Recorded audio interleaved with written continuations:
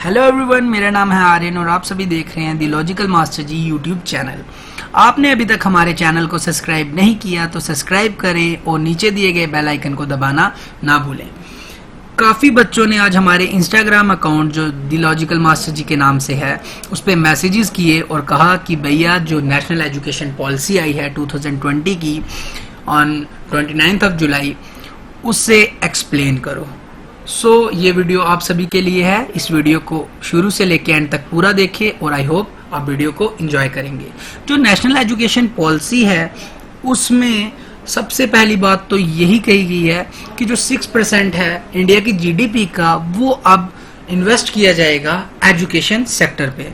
और इसके बाद चलिए अब हम पढ़ते हैं मेजर ट्रांसफॉर्मेशनल रिफॉर्म्स कि अब ये पॉलिसी आई तो चेंजेस क्या क्या आए हैं। सबसे पहला point, it include 27 major headings out of 10 headings are for schools, 10 headings for higher education and 7 headings are for both। इसमें 27 मेजर हेडिंग्स हैं जिसमें से जो 10 हेडिंग्स हैं वो स्कूल्स के रिलेटेड हैं, 10 हेडिंग्स जो हैं वो पोस्ट ग्रेजुएशन अंडर ग्रेजुएशन जो कर रहे स्टूडेंट्स हैं यूनिवर्सिटी कॉलेजेस में उनके रिलेटेड है और 7 हेडिंग्स जो हैं वो दोनों के रिलेटेड है। अब अगर ये पॉलिसी कोई भी पॉलिसी आती है तो उसका कुछ ऑब्जेक्टिव होता है, तो इस पॉलिसी का मेन ऑब्जेक्टिव क्या है चलिए वो पढ़ लेते हैं। The main objective of this policy is to provide 50% gross enrolment ratio by 2035। India में अभी तक क्या है कि आउट ऑफ 100 17% ही स्टूडेंट्स हैं जो हायर एजुकेशन को परस्यू कर पाते हैं, मतलब 17% स्टूडेंट ही हैं जो हायर एजुकेशन क्वालिफाई कर पाते हैं, बाकी remaining students higher education qualify नहीं कर पाते। बट गवर्नमेंट का मेन ऑब्जेक्टिव ये है इस पॉलिसी को लेके कि 2035 तक ये 17% से 50% तक चीज शिफ्ट हो जाए। अब जो नेक्स्ट पॉइंट है वो ये है कि एमफिल टू बी डिसकंटिन्यूड। जो एमफिल है वो अब फर्दर मोर नहीं रही, अब वो कोई भी करना चाहेगा तो वो ये डिग्री नहीं कर सकता। नेक्स्ट पॉइंट है under graduation will be of either 3 और 4 years with multiple entry and exit option. चलिए इस पॉइंट को हम थोड़ा डिटेल में देख लेते हैं। जो यूजी कोर्सेज हैं वो जनरली 3 year के होते हैं बट अब 4 year का कर दिया गया है, जिसमें क्या है कि अब आपका जो 4th ईयर होगा वो रिसर्च ओरिएंटेड होगा। होता क्या है कि कुछ स्टूडेंट एडमिशन लेते हैं कॉलेज में और फर्स्ट ईयर या फिर अपना सेकंड ईयर जैसे वो ख़त्म करते हैं तो उनको फाइनेंशियल कोई प्रॉब्लम आ जाती है, फाइनेंशियली या फिर कोई और प्रॉब्लम आ जाती है फैमिली रिलेटेड या कुछ भी, तो वो क्या करते हैं फर्स्ट ईयर के बाद अपनी डिग्री को छोड़ देते हैं।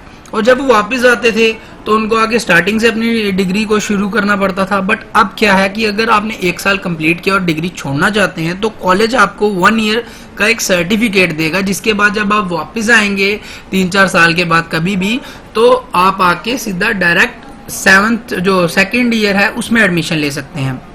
देन अगर आप सेकेंड ईयर में छोड़ देते हैं तो आपको कॉलेज जो है एडवांस डिप्लोमा प्रोवाइड कर देगा, जिसके बाद आप आके डायरेक्ट 3rd ईयर में ले सकते हैं एडमिशन। और अगर आप 3rd ईयर आपका कंप्लीट है तो आपको एक बैचलर डिग्री मिल जाएगी, जिसके बाद आप कोई भी कॉम्पिटिटिव एग्जाम फिल कर सकते हैं। क्योंकि कुछ स्टूडेंट्स चाहते हैं कि उनकी जॉब जल्दी लगे तो वो 4 year वाला जो डिग्री है उनके लिए ज़्यादा हो जाती है। बट कुछ स्टूडेंट्स होते हैं कि जो चाहते हैं कि हम रिसर्च करें, उनको जॉब की जल्दी नहीं है तो वो 4 year वाली बैचलर डिग्री करेंगे, क्योंकि उसमें लास्ट में रिसर्च है तो 1 साल पूरा उन्हें रिसर्च में लगाना है। अगर आप 3 year वाली चाहते हैं तो 3 year वाली कर सकते हैं। तो ये काफ़ी ज़्यादा एक अच्छी चीज़ इन्होंने इंट्रोड्यूस की है इसमें पॉलिसी में। चलिए नेक्स्ट अब हम देखते हैं सबसे मोस्ट इम्पॉर्टेंट पॉइंट कि जो HRD मिनिस्ट्री थी उसका नाम चेंज करके एजुकेशन मिनिस्ट्री रख दिया गया है। Okay, HRD ministry renamed as education ministry. अब नेक्स्ट पॉइंट है कि a single regulator for all higher education institute. होता क्या था कि पहले जो था वो UGC थी, AICTE थी जो टेक्नोलॉजी रिलेटेड थी, UGC जो यूनिवर्सिटी ग्रांट कमीशन यूनिवर्सिटीज के लिए थी। बट अब क्या है कि उनकी जो भी जितने भी एजुकेशनल इंस्टीट्यूट हैं उनकी एक ही रेगुलेटरी बॉडी होगी, सिंगल, ये सब हटा दिया गया है।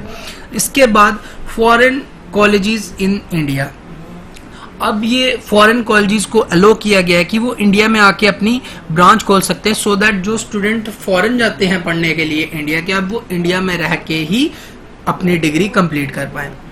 UG colleges to get more anatomy. अब पहले क्या था कि जो यूजी कॉलेजेस थे इनके पास इतनी पावर नहीं थी, इनके ऊपर भी एक रेगुलेटरी बॉडी कोई ना कोई होती थी जो इन्हें चलाती थी। बट अब क्या है कि यूजी कॉलेजेस को ज्यादा पावर दे दी गई है। वो अब अपने किन बेसिस पे ज्यादा पावर दे दी है, academic, administrative and financial anatomy दे दी है उन्हें। अब अगर एकेडमिक की बात करें तो एकेडमिक में जैसे कि अब जो यूजी कॉलेजेस होंगे वो अपना सिलेबस अपनी चॉइस से रख सकते हैं, उन पे किसी का भी प्रेशर नहीं है, किसी का कंट्रोल नहीं है। एडमिनिस्ट्रेशन अपना कोई भी वो रख सकते हैं। उसके साथ साथ अगर फाइनेंशियल, वो कोई भी अगर वो फी रिलेटेड हो या किसी भी चीज़ से पैसा अपनी मन मर्जी से जो है वो खर्च कर सकते हैं, उन्हें थोड़ी पावर ज़्यादा दे दी गई है। अब board exam pattern to change, अब हो गया कॉलेज वालों के लिए काफ़ी ज़्यादा। अब जो स्टूडेंट्स हैं जो अभी स्कूल्स में हैं उनके रिलेटेड थोड़ी बात कर लेते हैं कि बोर्ड एग्ज़ाम पैटर्न जो है उनका चेंज कर दिया गया है। सबसे पहले यहाँ बताया गया कि to test knowledge application and not rote learning. अब क्या होगा कि जो बोर्ड एग्ज़ाम पैटर्न है वो चेंज कर दिया गया है। पहले क्या होता था कि जो 10th क्लास में स्टूडेंट हैं या जो 12th कर रहे हैं उनका बोर्ड एग्ज़ाम होगा फेब में या फिर मार्च में। तो होता क्या था, जब उनका एग्जाम होगा उन्होंने लास्ट में पढ़ना है, रट्टा मारना है, जिसे हम बोलते हैं क्रैमिंग, तो क्रैम करके उन्होंने नंबर ला लेने हैं। बट अब इस पे फोकस ज़्यादा किया गया है कि उनकी नॉलेज एप्लीकेशन चेक की जाएगी कि उन्हें नॉलेज कितनी है, ना कि रोल लर्निंग कितना उन्होंने रट्टा मारा है। तो एग्जाम जो होगा वो इस बेस पे होगा कि उनकी नॉलेज एप्लीकेशन देखेंगे।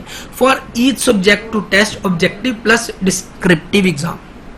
ओके तो पहले क्या था, खाली ऑब्जेक्टिव एग्जाम नहीं होते थे, पहले खाली सब्जेक्टिव एग्जाम्स होते थे जिसे हम डिस्क्रिप्टिव एग्जाम भी कह सकते हैं। तो अब जो है ऑब्जेक्टिव प्लस डिस्क्रिप्टिव एग्जाम कर दिया गया है। सो इसके साथ साथ रिड्यूस कर दिया गया बोर्ड का एग्जाम लोड। जो बोर्ड एग्जाम लोड होता है वो अब रिड्यूस कर दिया गया, आपके सिलेबस को कम किया जा सकता है। और इसके साथ साथ जो एग्ज़ाम साल के एंड में होते थे, ईयर के एंड में होते थे, अब वो एग्ज़ाम जो हैं वो 2 टाइम हो सकते हैं, एक मिड में और एक एट द एंड में, सो दैट एग्ज़ाम लोड कम हो जाए बच्चों पे और सिलेबस भी थोड़ा सा रिड्यूस कर सकते हैं और ऑब्जेक्टिव्स पे ज़्यादा फोकस करेंगे, नॉलेज लर्निंग, नॉलेज की एप्लीकेशन चेक करेंगे। अब instead of 10+2 system, now 5+3+3+4 system will be introduced। पहले था 10+2 system जिसमें क्या होता था कि जैसे स्टूडेंट ने अपनी 10th क्वालिफाई की, अब उसके लिए सारी चीज़ें न्यू आ जाती थी, उसे अपनी स्ट्रीम चूज करनी पड़ती थी कि वो साइंस ले, आर्ट्स ले, कॉमर्स ले।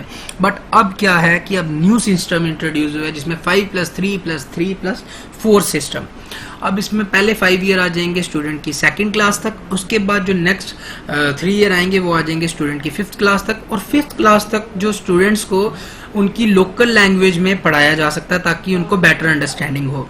और 5th क्लास के बाद से जो नेक्स्ट 3 ईयर होंगे 8th तक, इसमें जो 5th क्लास के बाद से ही कोडिंग जो सब्जेक्ट है वो कंपलसरी कर दिया गया है। अब कोडिंग, ताकि बच्चे की जो थिंकिंग है वो थोड़ी लॉजिकल हो, उसे नॉलेज गेन हो, सो इसलिए उसके ब्रेन को शार्प करने के लिए कोडिंग सब्जेक्ट जो है वो कंपलसरी कर दिया गया 5th के बाद। और जो 9 से लेके 12 तक जो है, 9 से ही अब क्या होगा कि स्टूडेंट्स को अपनी फील्ड चूज करनी पड़ेगी। ओके तो अब जो वो प्रेशर सीधा 10th के बाद आता था, अब उन पे प्रेशर वो 4 साल में उसे डिवाइड कर दिया गया है। सिस्टम विल बी इंट्रोड्यूस और no rigid separation between art, science and commerce etcetera. अब सब्जेक्ट्स के बीच में एक रिजिड सेपरेशन नहीं है।